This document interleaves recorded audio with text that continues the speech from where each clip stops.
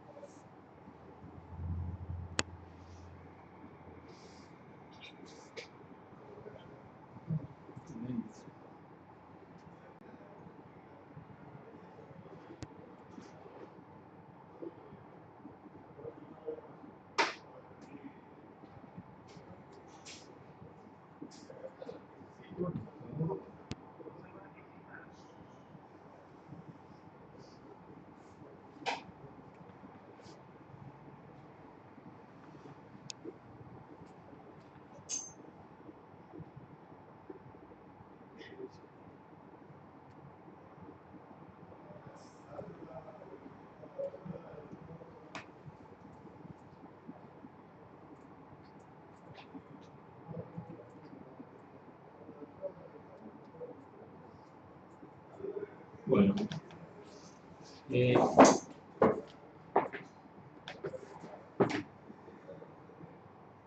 hoy lo que vamos a ver es la última parte de los materiales para celdas de combustible. Nos vamos a enfocar básicamente en los materiales carbonosos que se usan en la celda. Hasta ahora hemos visto las membranas, los catalizadores, y ahora vamos a ver los materiales que son de base, fundamentalmente de base carbono, que se utilizan en las celdas de PEM, y que básicamente son los soportes para los catalizadores, las placas difusoras de gases y las placas bipolares. ¿Okay? Acá en esta figura están básicamente los tres componentes de la celda que he mencionado. El soporte carbonoso, el más común son los que se llaman negros de carbón o carbon black, del cual la empresa Cabot es uno de los principales productores. Este es un esquema que ya les mostré en la oportunidad de hablar de la gas diffusion layer, que son fibras de carbono, es el papel tórax. Y esto es básicamente una placa de grafito con los canales de flujo, que es lo que conocemos como las placas bipolares y que son las encargadas de llevar los gases, tanto el hidrógeno como el oxígeno, hacia el electrodo. Entonces vamos a empezar con los soportes de los catalizadores. Como dije recién, básicamente los que más se utilizan son los negros de carbón. Estos materiales se generan básicamente quemando gas natural con algún hidrocarburo aromático, con algún aceite aromático, se vaporiza y después se piroliza y se forman estas partículas de carbón, cuya estructura está acá esquematizada en esta figura.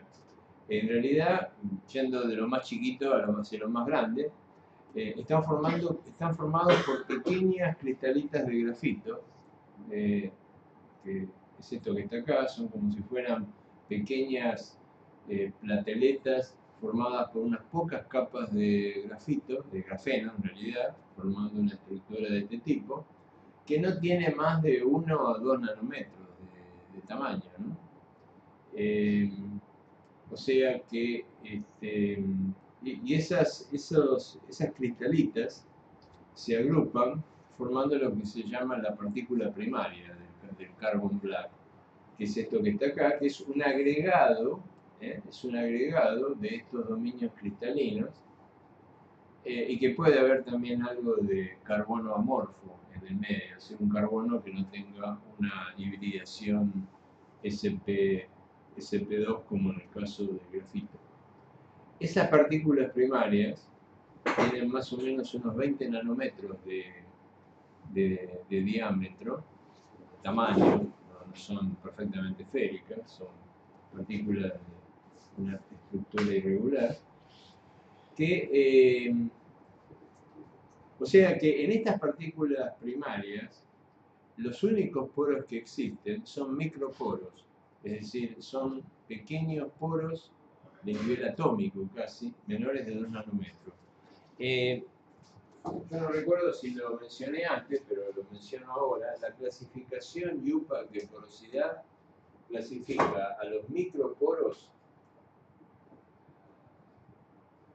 como aquellos que tienen un tamaño menor que 2 nanómetros. ¿Okay? Mesoporos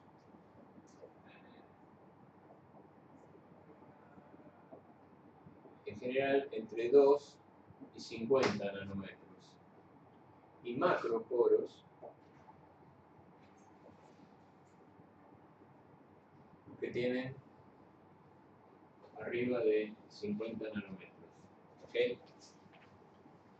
Mucha gente le llama nanoporos a los microporos. Yo creo que es una designación más correcta porque micro justamente da la idea de algo de tamaño micrométrico.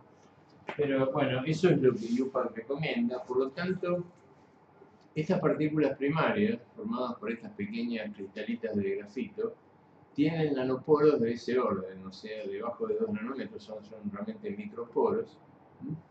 Pero esas partículas primarias, en estos black carbons, se agregan, pueden formar aglomerados, o sea, se unen entre ellas y generan poros más grandes, que son los intersticios que hay entre las partículas primarias. Esos pueden llegar a tener entre 100 y 300 nanómetros, o sea, entre 0,1 y 0,3 micrones. Y finalmente también se pueden formar agregados más grandes, en vez de aglomerados, más agregados, que pueden llegar a tener tamaños, un orden de magnitud superior, o sea, entre 1 y 3 micrones. Y la mesoporosidad, o sea, los poros, tiene mesoporosidad porque hay espacio libre entre las partículas primarias, y después esos agregados tienen todavía poros más grandes, macroporos, por encima de 20 o 50 nanómetros. Esto que está acá abajo es una micrografía SEM, de este tipo de carbones, donde ustedes ven la escala acá, esto es un micrón, ¿okay? Y se ven los agregados, y se ve claramente que esos agregados están formados por partículas más o menos esféricas, más chiquititas, ¿no? O sea, lo que estamos viendo acá en esta micrografía es básicamente un agregado que tiene un tamaño, agregados que tienen tamaños del orden de algunos micrones. Y acá se puede ver por lo menos la macroporosidad, ¿no? O sea, acá se ven poros de tamaños del orden de más de 50 o 100 nanómetros. Obviamente en esta micrografía no vemos ni los mesoporos ni los nanoporos, que están en realidad dentro de los intersticios entre estas partículas primarias que forman los agregados. Para mostrar de que esas partículas primarias realmente están formadas mayoritariamente por cristalitas de grafito, realmente lo que uno hace es hacerle una difracción de rayos X a estos materiales, y lo que aparece en la difracción de rayos X de estos carbon black típicamente son dos picos que corresponden a los dos planos del grafito, el 002 y el 100. O sea, con esto uno caracteriza el carbón y ve que efectivamente tiene una alta componente de carbono grafito, que es bueno porque eso le da una alta conductividad, una baja resistencia. Fíjense, estos son los valores típicos de área. No sé si yo comenté cómo se determinan el área de estos materiales, no sé si lo hablé en algún momento, pero la forma de determinar el área específica de los carbones, lo mismo que en los catalizadores, que seguramente lo debo haber comentado, es a través de hacer isotermas de absorción. Hay equipos especiales para eso, que lo que hacen es generar una isoterma de absorción de nitrógeno a 77 Kelvin. O sea, lo que se hace es la cantidad de nitrógeno absorbido, la masa, el volumen de nitrógeno absorbido, en función de la presión relativa, o sea, de la actividad, entre 0 y 1. Esto se hace a la temperatura de licuefacción del nitrógeno, 77 Kelvin, y típicamente las curvas tienen esta forma, ¿cierto?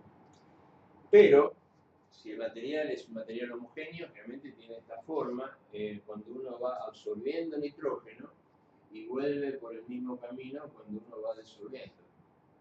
Ahora, si el material es poroso, la desorción en la zona de alta presión no va por el mismo camino que la absorción, sino que la desorción tiene una estéresis, y dependiendo de cómo sea la porosidad, la curva de desorción difiere de la curva de absorción. Y esto se debe simplemente a que durante el proceso de absorción se van llenando los poros en forma, en etapas. Primero se absorbe nitrógeno, una monocapa de nitrógeno sobre las paredes. Después empieza a haber más capas y finalmente, para una cierta presión de vapor, aparece el fenómeno de condensación capilar. Ante la desorción, el proceso es más complejo, porque tiene que haber un vaciado del poro y eso lleva a que haya estéresis.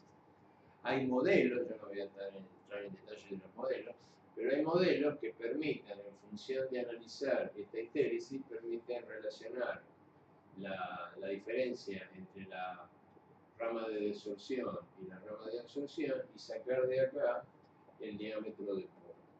¿Okay? Eso por un lado. Y de la rama de absorción, generalmente, y de la isoterma de B, se saca, si uno tiene, digamos, material con poros, y esos poros tienen una monocapa de nitrógeno absorbido, vamos que esto sea la pared del poro y tiene una monocapa, de la primera parte de la curva, de la zona donde empieza a haber un plató, de esa zona se determina cuál es la cantidad de nitrógeno absorbido en la monocapa. Y eso es lo que permite determinar el área total de poros. Eso se llama área B. En estos materiales, carbon black, generalmente el área es entre 200 y un poco más, 400 metros cuadrados por gramo. Es decir, que en un gramo de ese carbón tenemos un área de poro, de pared de poro, extremadamente grande.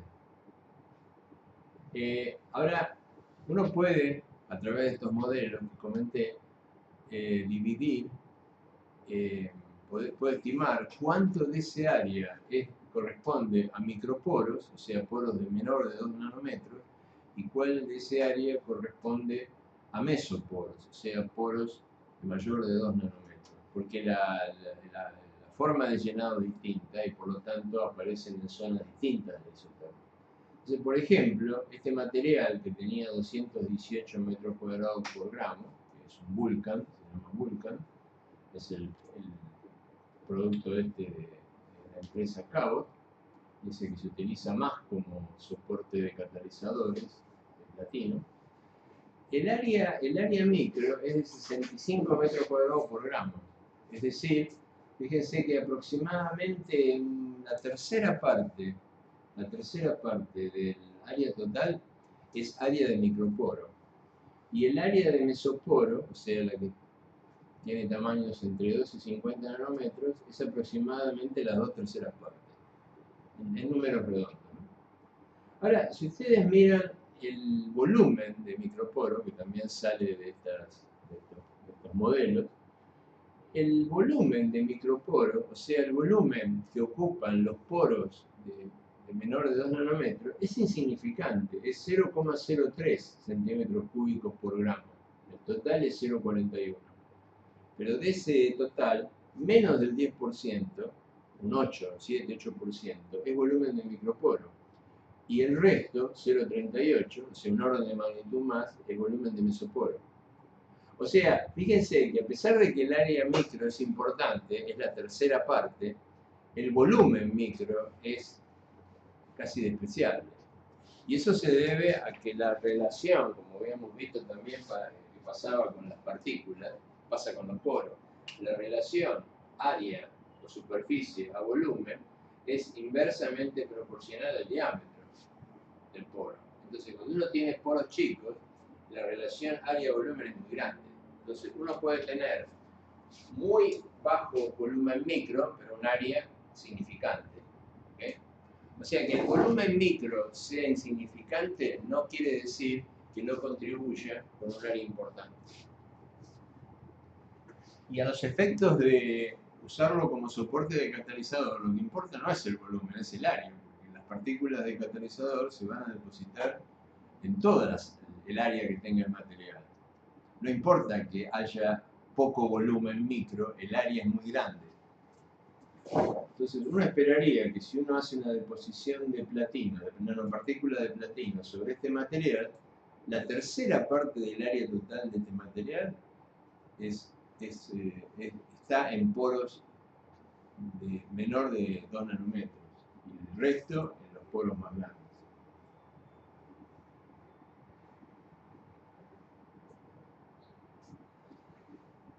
El Vulcan, acá le traje un poquito de Vulcan para mostrarles, que es, vamos a hablar, creo que es muy sucio el material, así que vamos a tener cuidado de no manchar la ropa ni manchar la...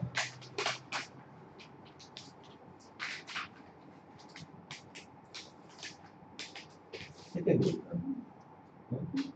Ven que incluso acá hay partículas grandes, aunque esta partícula tiene casi 1 milímetro, pero si uno la aplasta es un polvo.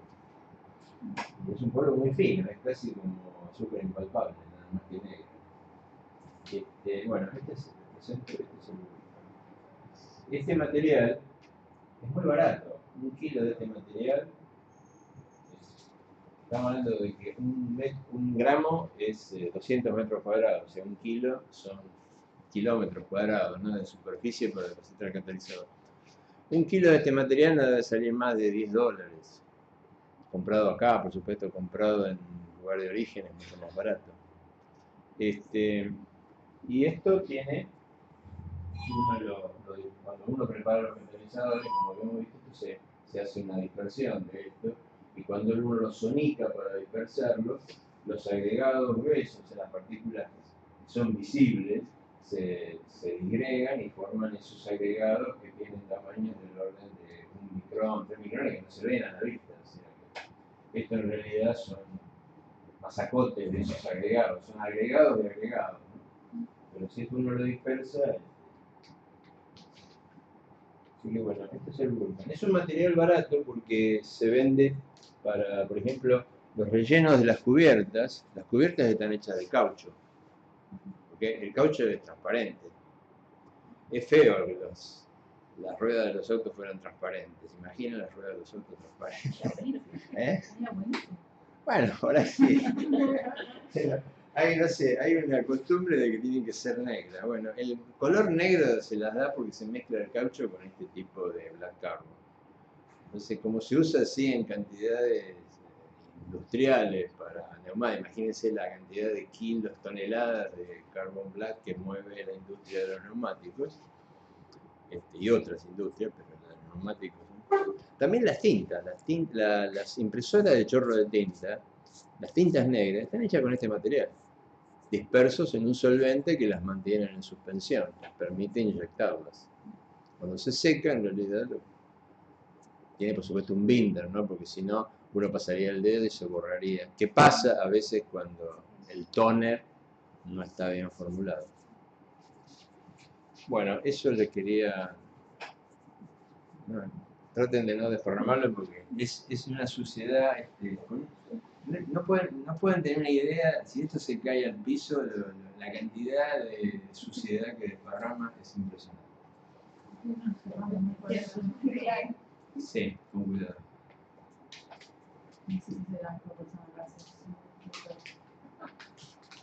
Gracias.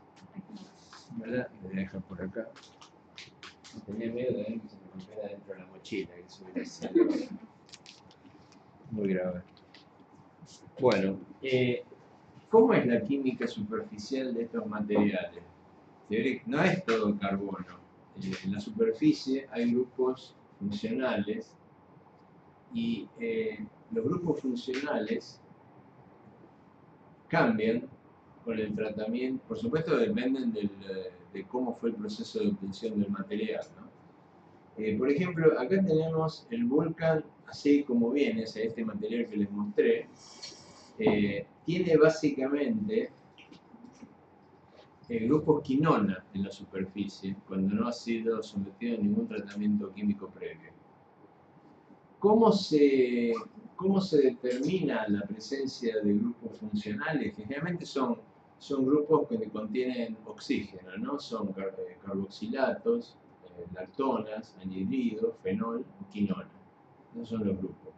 Bueno, cuando uno lo somete a una experiencia TPD, que es Thermal Programmed Desorption, o sea, uno va calentando el material en un equipo que permite graduar la velocidad con que se va calentando y medir los productos de descomposición, que básicamente son anhidro carbónico y monóxido de carbono. O sea, el equipo va haciendo un barrido de temperatura, como si fuera un calorímetro diferencial de barrido, pero en vez de determinar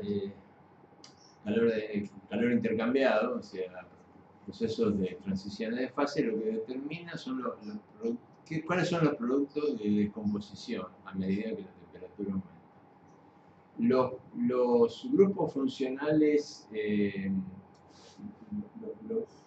los grupos ácidos, carboxílico y anhidrido lactona, largan CO2 a relativamente bajas temperaturas, mientras que los grupos neutros, como quinona, fenol, anhidrido, largan monóxido y a alta temperatura. Entonces, mirando el diagrama TPD, uno puede diferenciar cuáles son los grupos funcionales que predominan en ese carbono. Y eso es lo que figura en esta tabla, en donde los distintos nomenclaturas que están acá, o sea, el primero es el Vulcan sin ningún tratamiento, los otros 11 que hay acá corresponden a los tratamientos que están indicados en la tabla de arriba. Fíjense que en la tabla de arriba hay tratamientos que son con ácido nítrico diluido, 2 molar, a 25 grados, media hora y 2 horas, en ácido nítrico más concentrado, 65%, también a 25 grados, media hora y 2 horas. Después hay un tratamiento un poco más oxidante, con una mezcla sulfonítrica, una mezcla de nítrico y sulfúrico, a 25 grados también, 0,5 y 2 horas. Después, los mismos tratamientos, pero ahora realizados a alta temperatura. Es decir, estos son distintos tipos de tratamiento más o menos oxidantes, digamos. Los más oxidantes, obviamente, son los que usan la mezcla sulfonítrica y lo hacen a mayor temperatura, 115 grados, durante más tiempo. Y en la tabla de abajo se ve para esos sistemas que han sido tratados de esta manera, cuáles son las proporciones relativas de grupos carboxílicos, de grupos anhidridos, fenol y quinona que hay sobre la superficie. Y como ustedes ven, en líneas generales, pasamos de, si uno lo mide la cantidad de grupos funcionales con oxígeno que hay en la superficie, y lo compara con el del Vulcan sin tratar, que son 317 micromol por gramo, se ve que a medida que el tratamiento se hace cada vez más oxidativo en general, aumenta notablemente la cantidad de estos grupos funcionales. En realidad, la razón por la cual se prueba hacer este tratamiento es porque se supone que cuando uno va a depositar un catalizador sobre estos materiales, esos grupos funcionales sirven de anclaje para el platino. Recuerden que el precursor generalmente es un ácido cloroplatínico, o sea, es platino en forma iónica, que obviamente va a tender a absorberse sobre la superficie del carbón en los lugares donde tiene estos grupos funcionales. Entonces, cuando más grupos funcionales haya, ese es un poco el concepto, más puntos de anclaje va a haber, y entonces van a crecer muchas partículas chiquitas. Si hay pocos grupos funcionales, van a haber menos grupos de anclaje, entonces se van a formar menos partículas más grandes. Entonces, la cantidad de grupos funcionales en principio estaría asociada al grado de dispersión del catalizador. Recuerden que el grado de dispersión es la cantidad de átomos de platino superficiales comparados con los átomos de platino totales. Obviamente esa dispersión aumenta cuando las partículas del catalizador son más chicas, porque en relación hay más partículas, más átomos superficiales que internos. Entonces, fíjense, acá de nuevo está la tabla para que se pueda comparar. Y acá están las propiedades básicas, morfológicas, de esos carbones tratados con los distintos tratamientos que vimos recién. Y fíjense cómo varía el área B, el área de microporo, el área de mesoporo, el volumen. En general, cuando uno los somete a un tratamiento oxidante de este tipo, el área tiene una tendencia, si bien no es muy clara, pero en general la tendencia es a disminuir el área específica. Fíjense que el Vulcan sin tratamiento tiene 218 metros cuadrados por gramo de área B, y cuando los tratamientos son muy severos, el área B tiende a disminuir. Por ejemplo, para este Vulcan, que es el NSTB05, NSTB05 es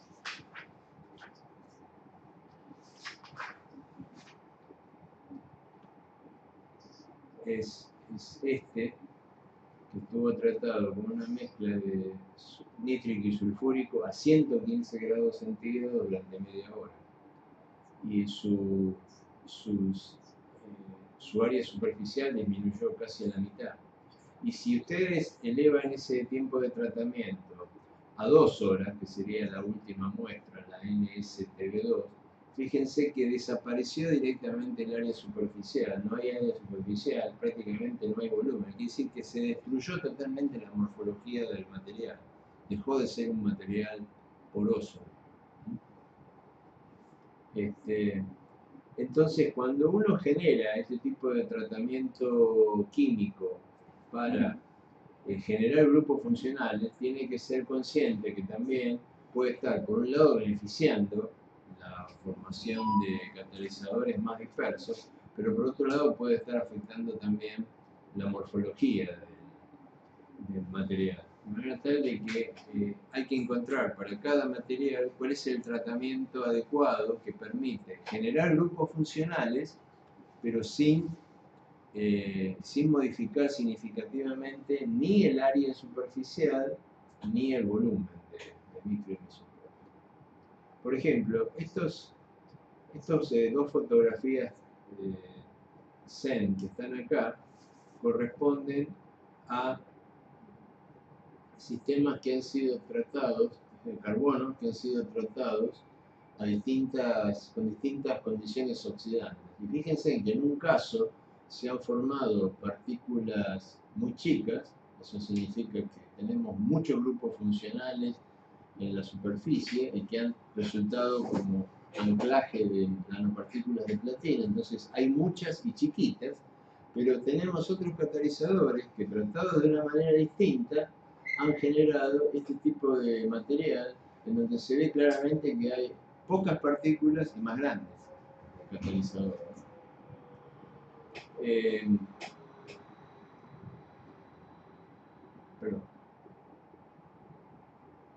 Y acá se ve cuál es el efecto sobre el catalizador del tratamiento. Y acá tenemos 3 de estos materiales: el carbono Vulcan sin tratar,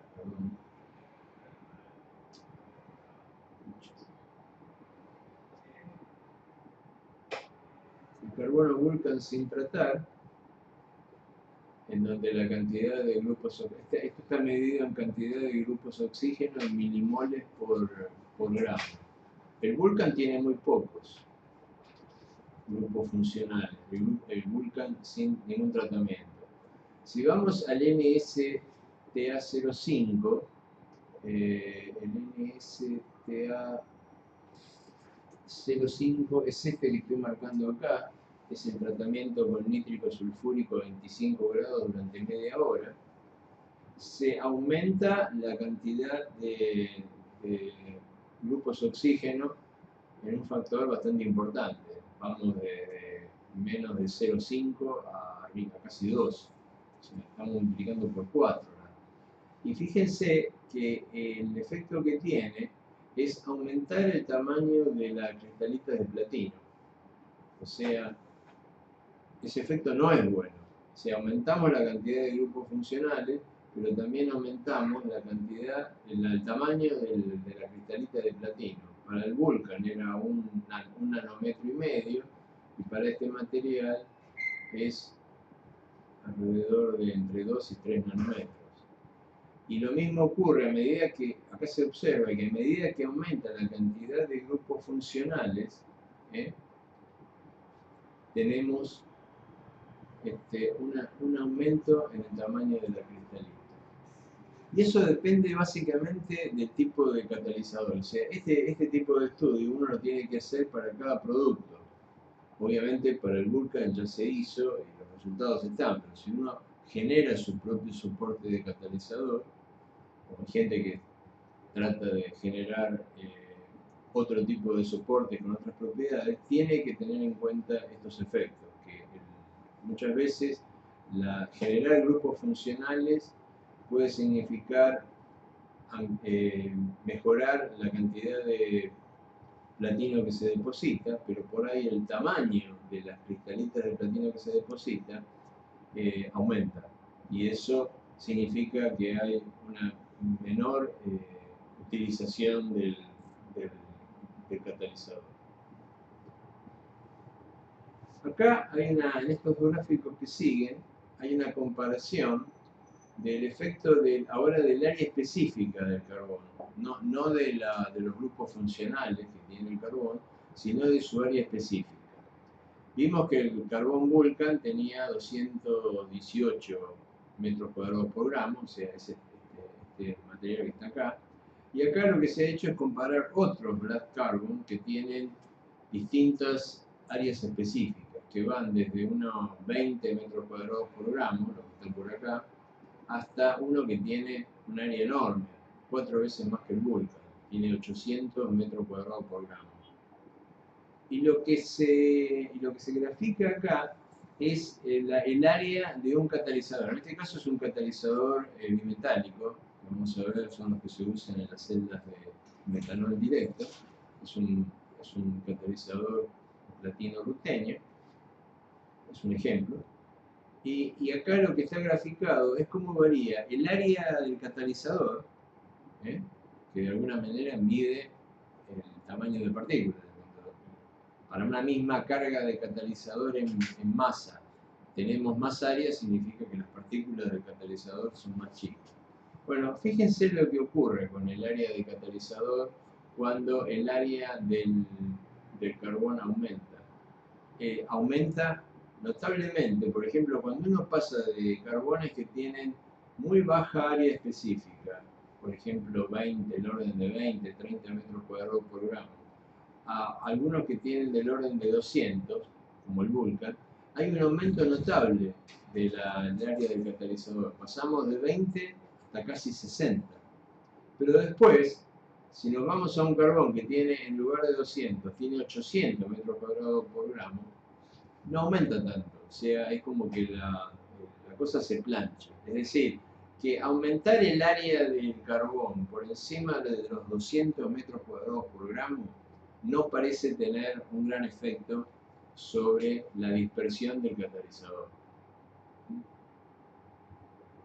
Quiere decir que todo carbón que tenga entre 200 y 800 metros cuadrados por gramo de área específica más o menos va a dispersar los catalizadores de base platino de la misma manera. Y este otro gráfico viene siendo el pariente del primero, el gráfico B, que es el mismo gráfico, pero ahora lo que está representado acá es el diámetro, el tamaño de las partículas del catalizador en nanómetros en función del área. Y de nuevo, lo que vemos es un poco, era bastante lógico, ¿por qué aumentaba el área superficial acá notablemente del catalizador entre 0 y 200 metros cuadrados por gramo? Bueno, porque el tamaño de la partícula disminuye. Pero por encima de 200 metros cuadrados por gramo, el tamaño de la partícula no baja en forma proporcional. Entonces, en realidad, estos dos gráficos son la misma cosa, son las dos caras de la misma moneda. El alta área específica tiene un efecto positivo sobre la dispersión, pero no tiene sentido ir más allá de un carbón que tenga 200 metros cuadrados por gramo porque no se gana mucho. Ahora, lo que hay que tener en cuenta es que si el catalizador tiene mucha área de poro, porque recuerden que, por ejemplo, el Vulcan, de estos 200 metros cuadrados, 60 y pico eran de microporos. En general, el catalizador que está depositado sobre los microporos no tiene, tiene los gases y el nafion que se requiere para que el sistema funcione, o sea, para que se forme la región de tres fases. Es muy difícil que se forme dentro de un poro de 2 nanómetros porque es extremadamente chico. Ahí el gas no va a tener mucho problema en entrar porque es un gas, pero el nafion que uno agrega para que se forme la región de tres fases, como Binder, va a ser muy difícil que entre en un poro de 2 nanómetros. Entonces, en general, en estos carbones, el área del microporo no es utilizable. Y muchas veces es lo que pasa, la explicación por qué no aumenta demasiado el área de los catalizadores, el área efectiva del catalizador, cuando uno aumenta el área del carbón, es porque este área aumenta a expensas de poros chicos. Es decir, uno pasa de 200 a 800, pero esa diferencia de 600 metros cuadrados por gramo, la mayor parte es área de microporo. Es un área que posiblemente se deposite el catalizador ahí, no hay ningún problema que se deposite porque son partículas, digamos, que pueden tener tamaños del orden del tamaño del poro y van a ser partículas chicas, pero es muy difícil que ahí haya nafio. Entonces va a ser un catalizador que no va a ser activo porque ahí no se puede formar una región de tres fases que es, como discutimos en la clase de catalizadores, es fundamental para que ocurra el proceso tanto de oxidación de hidrógeno como de reducción de oxígeno.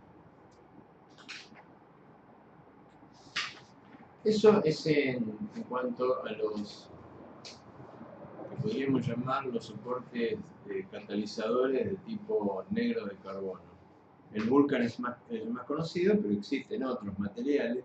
E incluso hay, si ustedes miran la bibliografía de celdas de combustible, van a ver mucha gente que prepara sus propios soportes, a pesar de que el Vulcan es barato. Bueno, hay gente que quiere, por ejemplo, utilizar algún producto y darle valor agregado. Entonces, por ejemplo, los negros de carbono se fabrican de infinitas maneras. Por ejemplo, se pueden fabricar a partir de carozos de aceituna. Entonces, van a haber gente que dice, bueno, hemos fabricado carbon black con esta área superficial, bárbaro, a partir de carbón, digamos, de quemar, de pirolizar carozos de aceituna o biomasa. Se han hecho black carbon de prácticamente todo bicho que camine, digamos, de planta de biomasa que existe en la naturaleza. De modo que es muy rico, digamos, en la literatura, van a encontrar millones de trabajos donde usan black carbon de distinto origen, con distintas áreas superficiales, de distintas propiedades, distinta química superficial. Pero en realidad en la práctica en el Vulcan no hay nada con qué darle porque el costo es muy bajo y ya es un material estandarizado que uno sabe que si prepara catalizadores, ya sea de platino o de otro tipo, sobre ese material va a tener resultados relativamente buenos sin necesidad de romperse mucho la cabeza. Pero existen otros tipos de materiales carbonosos que se utilizan como soporte y esos tienen a veces formas, se basan en nanofibras o nanotubos de carbono. Muchos de estos ustedes lo saben. Por ejemplo, hay materiales que son plateletas de grafito, en donde las láminas de grafeno que forman el grafito se encuentran apiladas, como el grafito natural. Otros que tienen una estructura en donde las placas no están apiladas paralelamente a la dirección del eje del material, sino que están oblicuas, eso se llama forma tipo espina de pescado. Y después está el material que ustedes seguramente conocen, lo han sentido nombrar, que son los nanotubos de carbono. Los nanotubos de carbono son láminas de grafito que en lugar de estar planas, como en el caso del grafeno, se enrollan sobre sí mismas y forman nanotubos. Que puede ser single nanotubo, cuando es un solo cilindro, o sea, una sola lámina que se enrolla, o puede ser multi-wall, multipared, cuando son varios cilindros concéntricos que se enrollan, y en donde, a diferencia del grafito, en donde la separación entre láminas de grafeno es paralela al eje XY, acá es con geometría cilíndrica. En general, estos nanotubos de carbono, la separación entre las capas, entre las paredes, es más o menos la misma distancia que hay de separación en el grafito, entre las láminas de grafeno, que es 0,34 nanómetros. Pero la longitud de esos nanotubos, ya sean simples o multicapa, pueden llegar a tener varios nanómetros, incluso hasta milímetros, ¿no? Pueden ser cosas muy largas. Por lo tanto, se pueden utilizar para como soportes.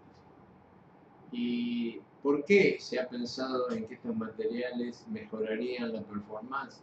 Bueno, porque tienen en general una conductividad eléctrica y térmica bastante mejor que el grafito y también tienen una alta resistencia mecánica.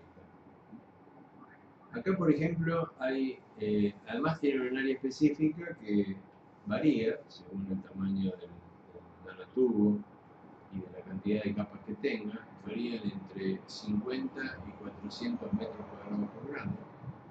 Acá el parámetro que determina el área específica del material, obviamente no es podemos llamar el tamaño de partícula, sino el diámetro del nanotubo, ¿no? Cuando más chiquito sea, cuando menor sea el diámetro, mayor va a ser el área específica.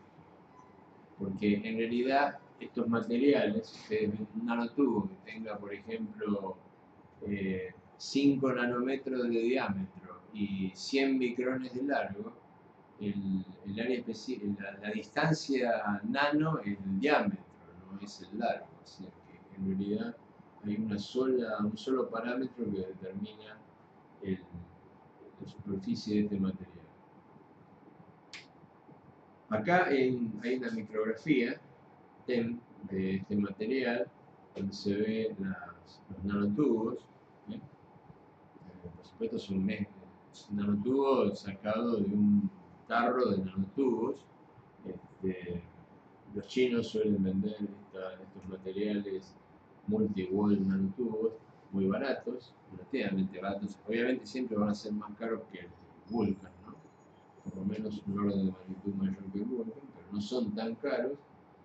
Y bueno, vienen en esta forma, y acá sí, esta es una micrografía de 100 nanómetros, estos 20 nanómetros, acá se ve un solo nanotubo, y ustedes pueden apreciar acá sobre la superficie del nanotubo las nanopartículas de platino depositadas.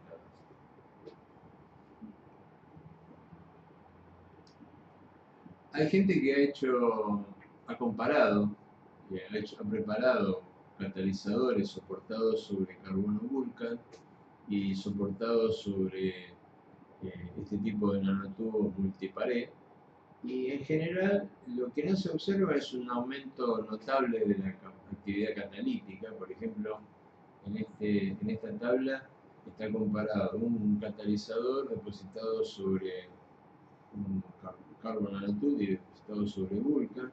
Como ven, la J en este caso es la corriente máxima a 0,9 volt.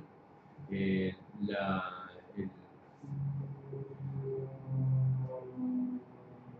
la densidad de corriente que uno le puede sacar a ese catalizador en amperes por miligramo de platina son muy parecidas, 0,12, 0,15.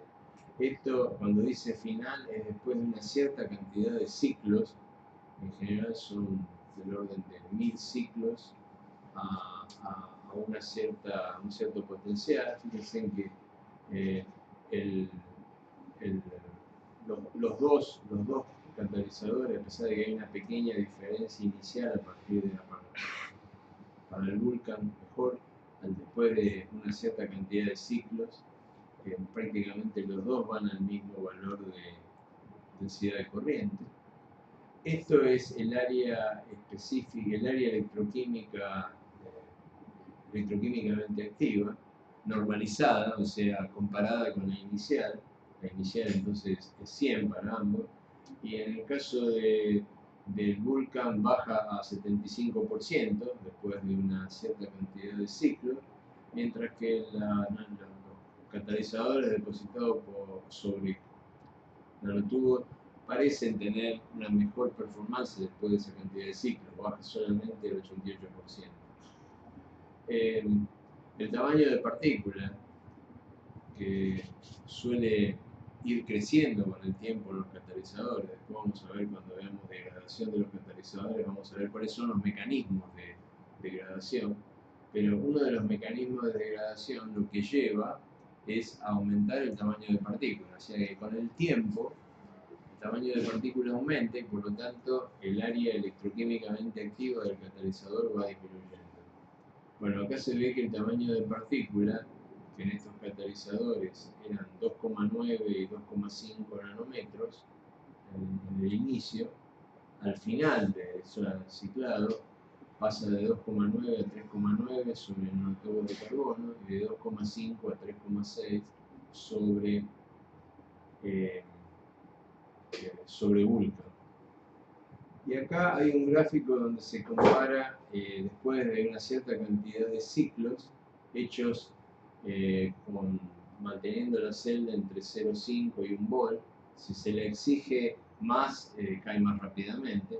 Y acá se ve que hay una ligera, en ambos casos, ya sea que se trabaje hasta 1 volt o se trabaja hasta 1,5 volt, hay siempre una ligera mejor performance del material hecho sobre nanotubos de carbono.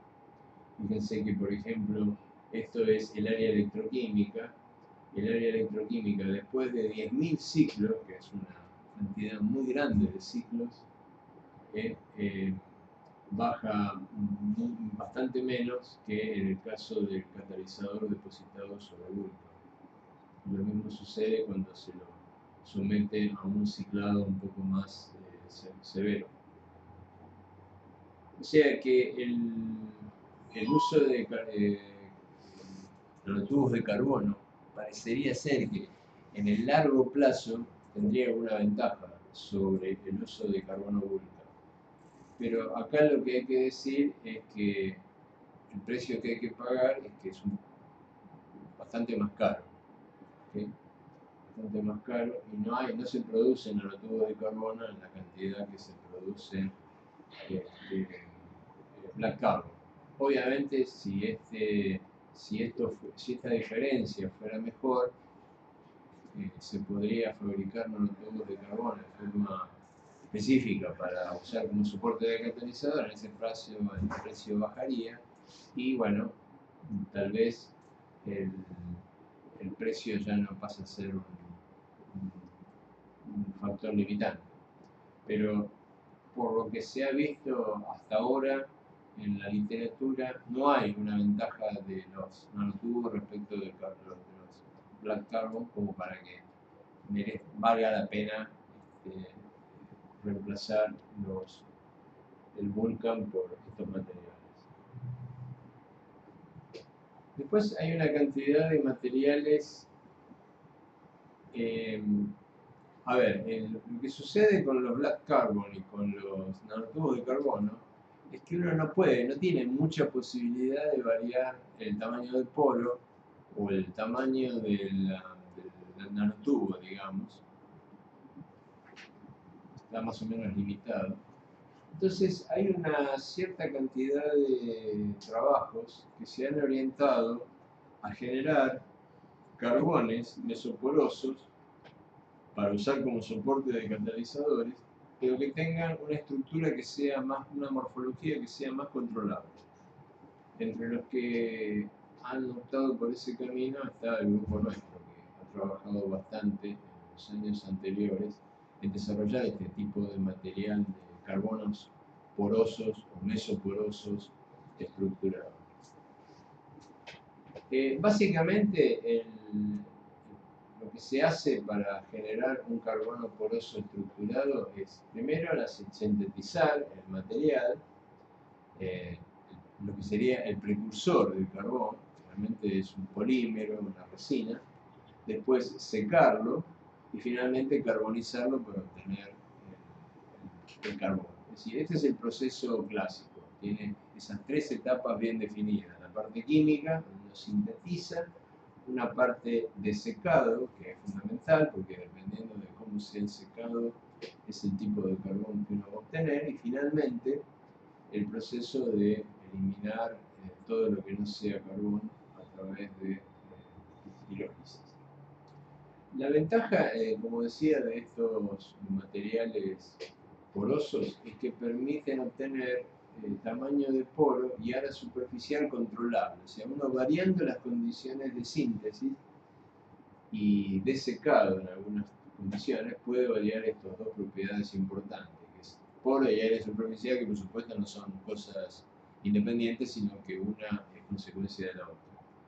Puede también graduar tener cierto control sobre el grado de grafitización del material, que tiene efecto sobre la conductividad electrónica del material. En general, cuando el carbono tiene más proporción de estructuras grafíticas, mayor es su conductividad.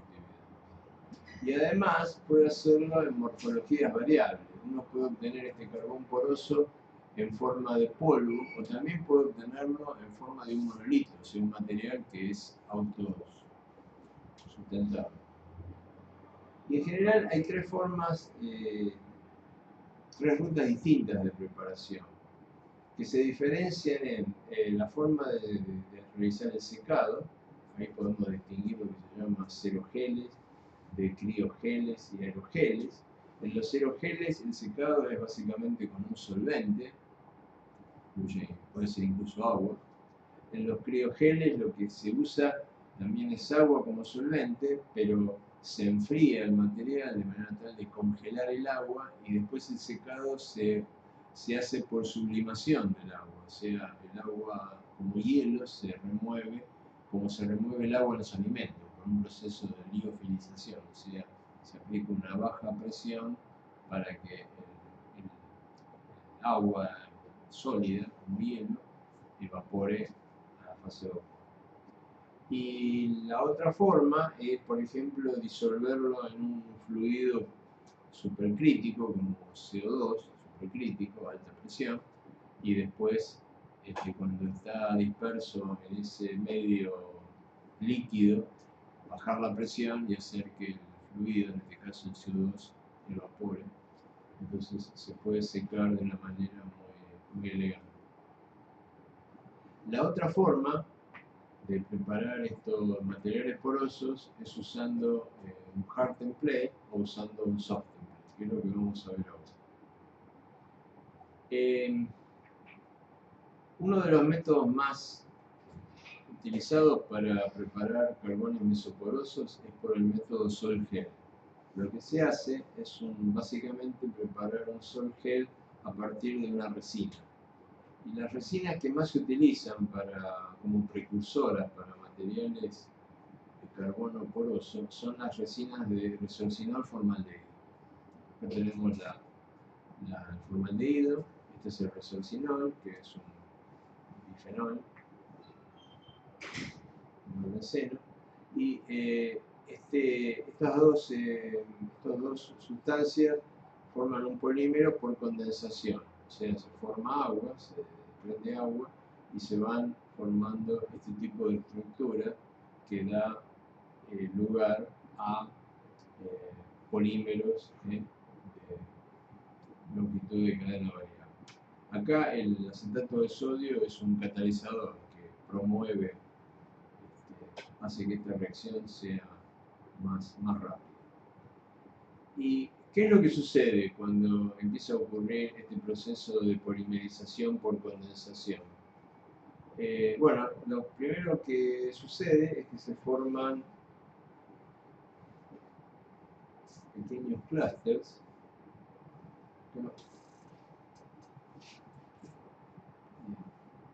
Está tapando un poquito.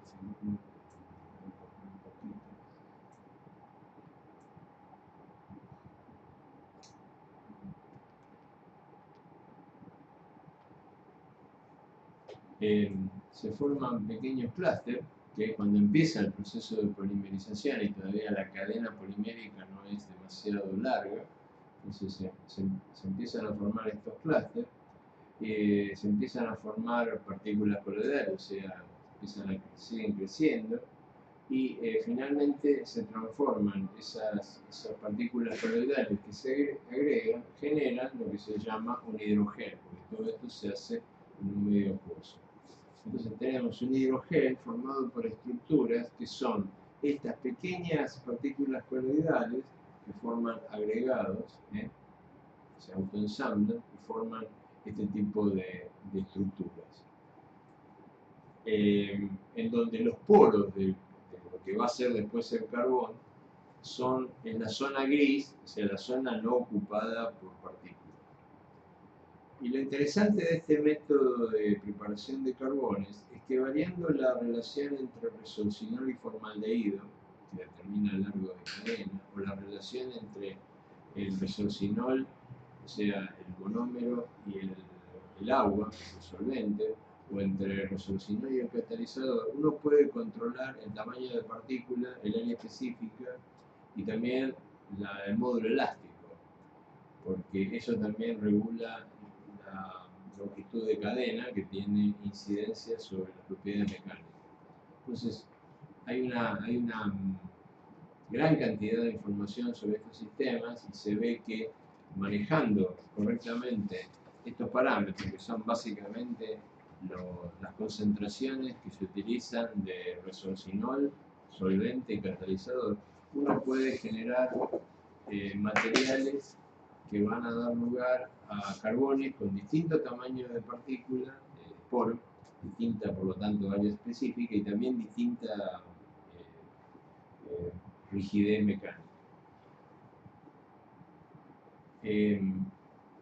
Por ejemplo, la concentración de catalizador controla el ancho de la distribución de tamaño del poro. Cuando uno usa una concentración de catalizador muy grande, obtiene poros más, tiene una distribución de tamaño de poro. Acá esto, si no ven bien, acá es una distribución de poros más bien ancha. Dicen que tienen poros que van. Esto es una curva de distribución, o sea, esto es la ordenada es proporcional a la cantidad de poros que hay de ese tamaño. Empiezan a haber poros del orden de 4 o 5 nanómetros, pasa por un pico alrededor de 35 o 40 nanómetros y después decae, pero tienen un ancho, una distribución de tamaño de poro muy amplia. Tienen poros chicos del orden de 4 o 5 nanómetros y tienen también poros que se aproximan a 60 o 80 nanómetros. Eso es cuando la concentración de catalizador es chica. Si la concentración de catalizador es grande, uno puede tener una curva de distribución de poros mucho más angosta, o sea, más uniforme, el tamaño del poro más uniforme. Me olvidé una cosa acá. Una vez que se generó este material, esto es un gel, se lo seca. En este caso, la forma de secarlo es simplemente lavar el material con un solvente de bajo punto de ebullición, por ejemplo acetona, desplaza el agua, después la acetona se remueve simplemente secándolo en una estufa de vacío, y finalmente el material sin el solvente se carboniza, y cuando se carboniza, estos pelotitas negras que representarían los coloides de resina se transforman en carbón. O sea, todo lo demás, oxígeno e hidrógeno del polímero, se desprende como agua y como anhidro carbónico y queda en carbón. Para eso hay que carbonizar a temperaturas entre 900 y 1900 grados centígrados. ¿En qué pH se trabaja? El pH también es una variable importante. En este caso se trabaja un pH entre 5 y 6, un pH realmente ácido. Pero hay también gente que ha estudiado, lo ha hecho variando el pH y eso afecta también las propiedades del sistema. ¿Se podría poner grupos funcionales? ¿Eh? Para ponerle grupos funcionales a la molécula de partida para... Sí, en principio acá fíjate que acá hay un ejemplo donde el resorcinol está sustituido, ¿no? Sí, Sí, pero en general lo que te conviene es tratar de hacer la síntesis lo más simple posible, porque va a ser económico.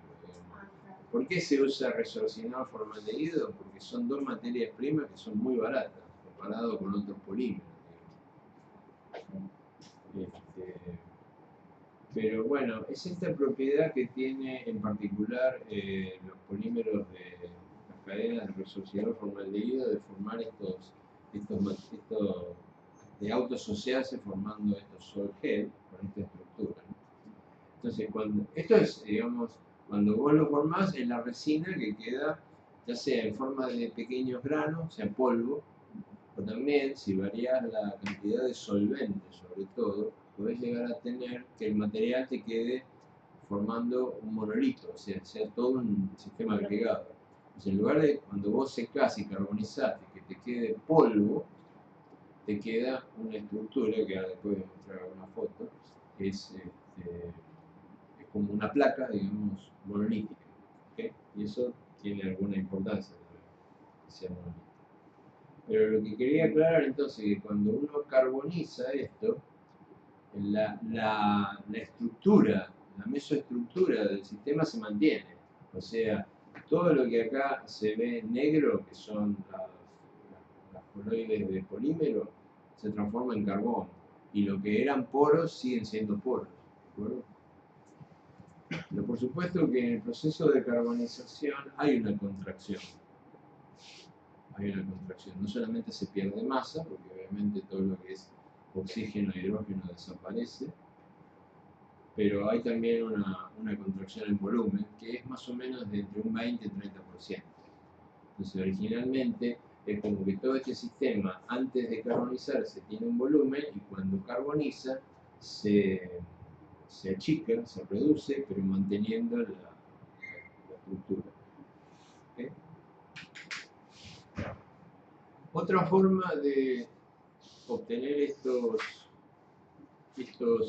carbones mesoporosos, pero ahora en una forma mucho más ordenada, porque acá se forma una estructura mesoporosa, pero es una estructura media caótica, media desordenada. Hay una forma de obtener lo que se llama carbones mesoporosos ordenados, o OMC. Y para eso se utiliza el método de Hard Template. O sea, en lugar de recurrir a una autoensamblado, en el proceso Solgel que vimos recién, ahora lo que se utiliza es un Hard Template. ¿Y cómo se hace ese Hard Template? Lo que se hace es utilizar micelas o polímeros triblock, surfactantes, micelas de surfactantes, o sea, de detergentes o de polímeros triblock, que forman micelas, por ejemplo, cilíndricas, que se autoensamblan formando este tipo de estructuras, ¿no?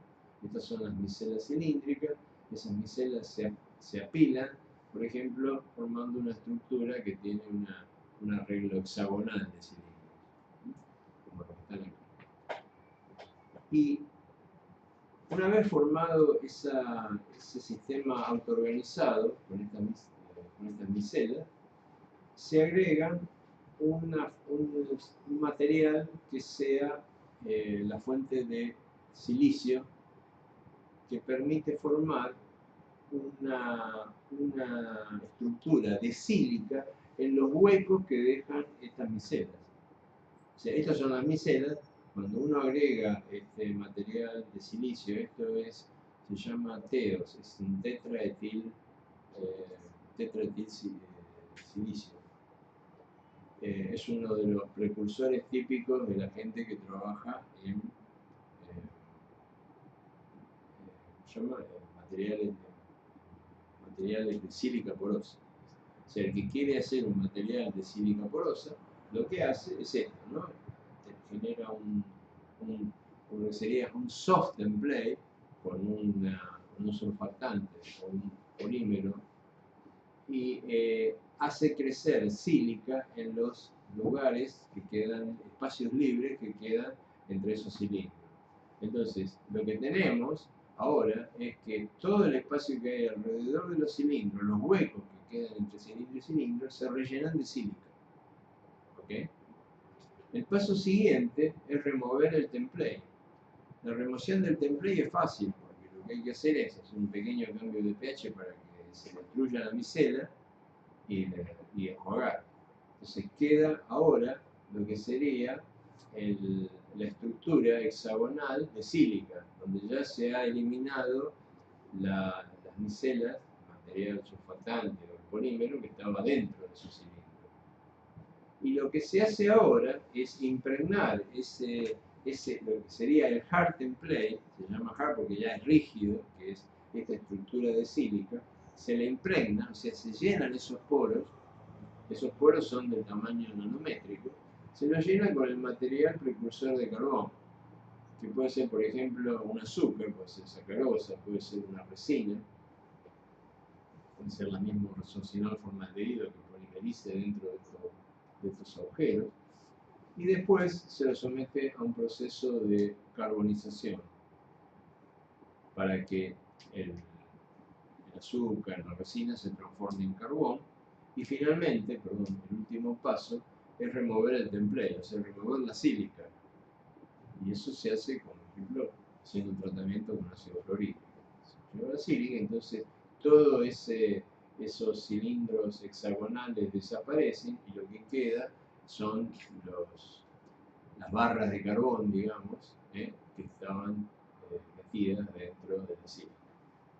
Entonces, eso es la forma de generar un carbón mesoporoso, porque el tamaño de los poros ahora es el tamaño que tenían las paredes de sílica que formaban este sistema.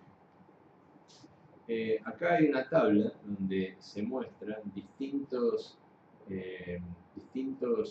carbonos mesoporosos ordenados, que tienen distintos nombres, y corresponden a distintas estructuras. Estas estructuras así de tipo cilíndrico hexagonales, si no me equivoco, son las P6MN, esa es la nomenclatura que usan la gente que trabaja en sólidos para designar estas estructuras, que por supuesto se determinan por difracción de rayos X, obviamente de bajo ángulo, porque son tamaños nanométricos, entonces hay que hacer rayos X de bajo ángulo. Y estos son los materiales de sílica que se utilizan como template. Son los nombres conocidos, ¿no? MCM48, SBA15, HMS, son estos hard template de sílica. Y estos son los precursores que se utilizan para generar carbón, es decir, sacarosa, resina fenólica, se usa mucho sacarosa, alcohol fructolírico, acetileno. Esos son los materiales precursores típicos para generar carbono. Y esto que está acá encerrado dentro de esta zona roja son las características de estos materiales. Tamaño de poro y área superficial.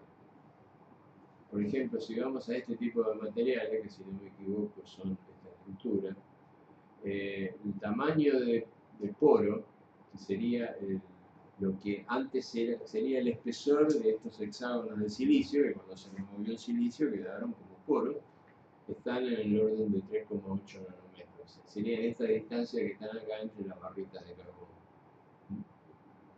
Y el área, fíjense que las áreas específicas son extremadamente grandes, son 5 veces más grandes que la del carbono vulcan, ¿no? Teníamos 200 metros cuadrados por gramo, esto tiene 1000 metros cuadrados por gramo, y hay unos materiales que llegan hasta 1800 metros cuadrados por gramo. O sea que estos hard templates permiten obtener, primero, eligiendo adecuadamente el template de sílica, uno puede elegir el tamaño de poro que quiere. Puede tener poros de 3 milímetros, como en este caso, 3,8, 5 y entre 6 y 9.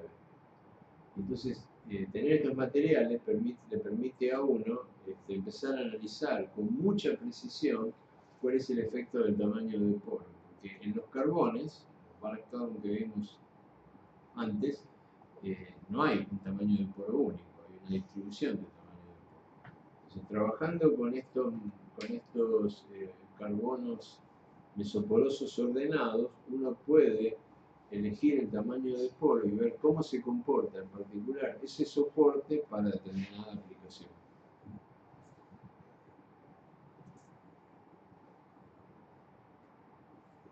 Vamos a ver el último, que es este. Vamos a hacer un descanso acá.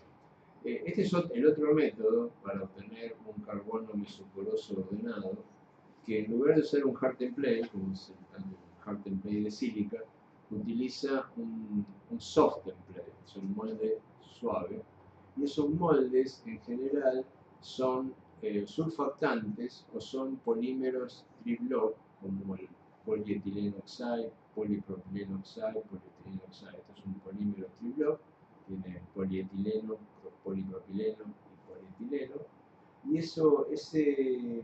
estos polímeros tienen la característica de formar este tipo de sistemas autoensamblados que pueden ser láminas, que pueden ser cilindros, dependiendo de la longitud de cadena y de la proporción de PO a PPO, o pueden ser esferas, piselas esféricas.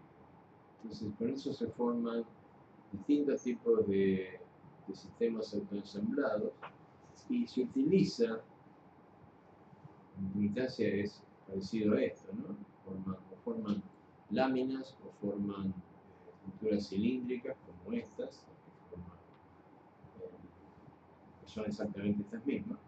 Pero acá, en lugar de formar, en lugar de utilizar primero un molde de sílica y después remover el soft template y reemplazarlo por un material que aporta carbono, acá directamente el precursor, que de nuevo es una resina de tipo resorcinol formaldehído, se agrega directamente sobre ese molde. O sea, es como el caso anterior, nada más que evitando la etapa de pasar por el hard template. Directamente el soft template que forma el polímero o el surfactante se rellena con el material carbonoso que uno va a utilizar.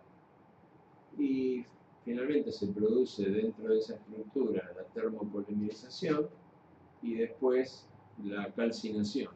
Y obviamente en esa calcinación no solamente se elimina